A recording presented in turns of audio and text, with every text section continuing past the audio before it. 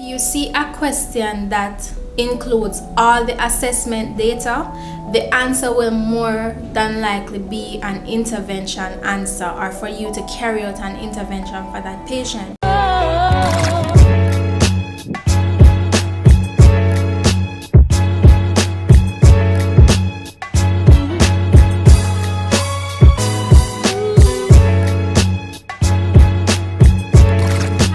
Welcome back to my channel. For those of you who are new, welcome. Please remember to like, share, subscribe, leave a comment, and press the notification bell so that you can be notified every single time I post a video. In this video, I will be giving you some tips and tricks on how to ace multiple choice questions in nursing school. In nursing school, you have various types of questions, which includes delegation questions, prioritization questions, and questions that require basic knowledge, which means you have to study the content in order to answer the questions.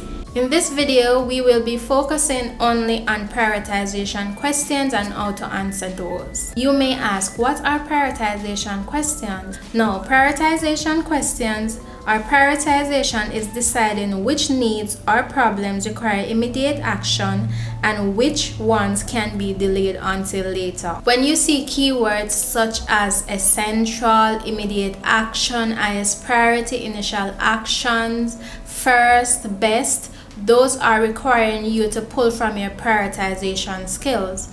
Now, for prioritization, you need to remember some things. And the first thing you need to remember when answering prioritization skill is the nursing process, which is assessment, diagnosis, planning, intervention, and evaluation. We know that we must assess in order to carry out an intervention for a patient. We also need to remember the Maslow hierarchy of needs, which are the physiological needs, safety needs, love and belonging needs, esteem needs, self-actualization needs. We need to also remember the ABCs, which are airway, breathing, and circulation. When you're doing exam or test, you need to read the question at least twice and take a 20-second break to ask yourself, what is this question asking me? Because in exam, they're not going to outline on the exam paper and let you know that this is a prioritization question or this is a delegation question. You have to read the question and pull, like you have to see the keywords, and those are stuff that will tell you that this is a prioritization question. So that's the first thing you need to do. The next thing that you need to know, if you see a question that includes all the assessment data, the answer will more than likely be an intervention answer, or for you to carry out an intervention for that patient. If you see a question in which the assessment data is not included, then the answer will be for you to assess this patient. Let's look at two questions right now that will further explain what I am trying to say here. The nurse is caring for a client with pneumonia. The client tells the nurse, I feel anxious and it's hard for me to breathe. The nurse notes the client's lungs are clear with a respiratory rate of 18 beats per minute. The client has an oxygen saturation of 95% and 3 liters of oxygen via nasal cannula. Which is the initial action of the nurse? And as I said, read the question at least twice. So let's read it again. The nurse is caring for a client with pneumonia. The client tells the nurse, I feel anxious and it's hard for me to breathe. The nurse notes the client's lungs are clear with a respiratory rate of 18 beats per minute. The client has an oxygen saturation of 95% and 3 liters of oxygen via nasal cannula. Which is the initial action of the nurse? So the first thing we note here is that this question is a prioritization question because we see initial action. This means what is the first thing the nurse will do for this patient? We also look on the vital signs of the patient. We see that all the assessment data for the lungs is in it because the question is asking about pneumonia. Pneumonia is a respiratory condition, so we will assess the lung area of the patient. So the patient auscultation would have already been done, which is clear. There is no adventitious breath sound. The patient is breathing fine. We also look on the respiratory rate. Here we see that the respiratory rate is 18 beats per minute.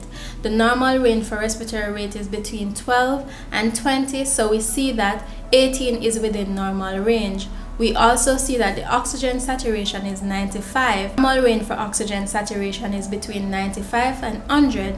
So we see that this patient was already being assessed. Alright, let's take a look at the answers now. The first answer, it says instruct the client to calm down, assist the client in slow deep breathing exercises, increase the client's oxygen to 6 liters via nasal cannula for 10 minutes, and notify the healthcare provider. Here we will use the process of elimination. So let's eliminate at least 2 so that we can choose from 2 other answers. Let's start from 4. It says notify the healthcare provider. Now before you notify the healthcare provider, before you select this answer, you need to ask yourself, what can I as a nurse do for the patient? Because before you call the doctor, you as the nurse will have to carry out an intervention for the patient, especially in a respiratory situation. You have to know as a nurse, what can I do for this patient before I call the physician to attend to the patient. There is something that you can do as the nurse in this case, so we will eliminate that because we don't need to call the doctor right now. Increase the client's oxygen to 6 liters via nasal cannula for 10 minutes. As we said, the oxygen saturation is in normal range and 3 liters of oxygen. We would not need to increase the patient oxygen to 6 liters because the patient is already breathing normal or have a normal oxygen saturation on 3 liters. So let's eliminate that. So here we eliminate number 4 and number 3. So number 2, assist the client in slow deep breathing exercises. Yes, we can help the patient with that before we call the doctor. So we can assist the patient, teach the patient how to do deep breathing exercises. What this will do, it will expand the patient's lungs so that the patient can get enough oxygen, or the patient can able to breathe better or to calm down. Instruct the client to calm down. That's not such a good intervention to instruct the patient to calm down. How will that help the patient? So the best answer here, to assist the client in slow deep breathing exercises. So we will teach the patient how to do these exercises, and then we will allow the patient to demonstrate same to us. This is what we as a nurse can do right now. If that doesn't help, then we carry out another intervention. If that doesn't help or something that we can do, then we will call the doctor. So in that question that we just did, we saw where the client assessed in the question, so then the answer was an intervention for the patient.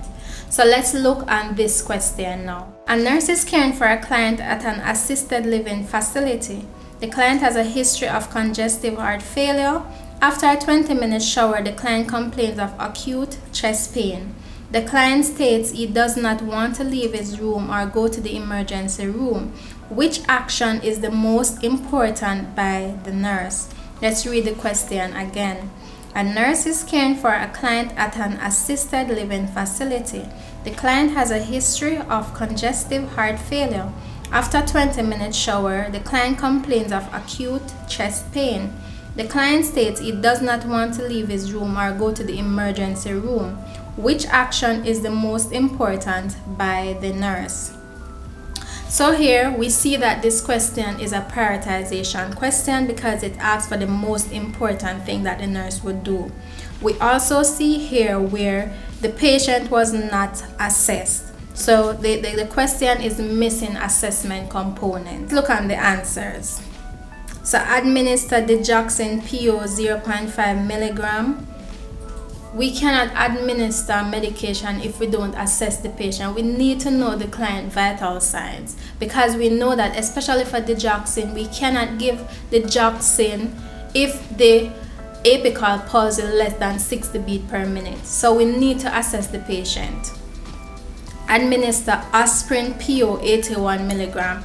This answer is just like 4. So we will eliminate those 2 because we're not going to medicate the patient unless we assess the patient to get a baseline of the vital sign before we administer any medication. So let's eliminate 4 and 3. And 2, ask the client to take slow, deep breaths. Now we don't know what we need to assess the patient. That's just the reality. We don't know what's happening to this patient, so we need to assess the patient to have oxygen saturation. This patient can be having an angina, probably something she is lacking oxygen or something. So we need to assess the patient to have a basic understanding what is happening to this patient, because we know with congestive heart failure the patient can have an unstable angina or a stable angina. We don't know. We have to assess the patient in order to get a baseline information on what is happening. And number one is say take the client's vital signs. That's what we need to do. We need to assess the patient first before we carry out any intervention, because the other three answers are intervention. So we need to assess first. So that is what I was trying to explain to you. If the assessment component is missing in the question, we need to assess the patient. So more than likely the answer will be an assessment. So here in this 2 question, I give you an example. Now we also need to remember umbrella answers when we're answering multiple choice questions. Umbrella answers are answers that include all the other answers in it. So more than likely the question, this answer will be the answer for the question. We need to also look at opposite answers. So if you see a question in which it's asking you for the effects of a medication and you see decreased heart rate, you see tachycardia, more than likely that one of those answers will be the correct answer. And the final thing, do not read into the questions. When you're answering nursing questions, don't read into it. Answer exactly what they're asking you to answer. Once you read in the question, you are going to set up yourself for trouble, and then you're going to find out that you spend too much time on that one question when you could have moved on. Because nursing question is always, our nursing exam is also about time management. You have to manage your time properly. Once you don't manage your time properly, time will be up on you, and then you will realize that you don't get to finish your paper, and then you are running the chance of failing that paper. So guys, I hope that you find these tips helpful. I will be doing another video about delegation questions, so stay tuned for that. Thank you so much for watching this video, and guys, please, I'm asking you to leave a comment, to subscribe, to like the video, and to share it. Thank you so much once again for watching, and stay tuned for my next one. Bye.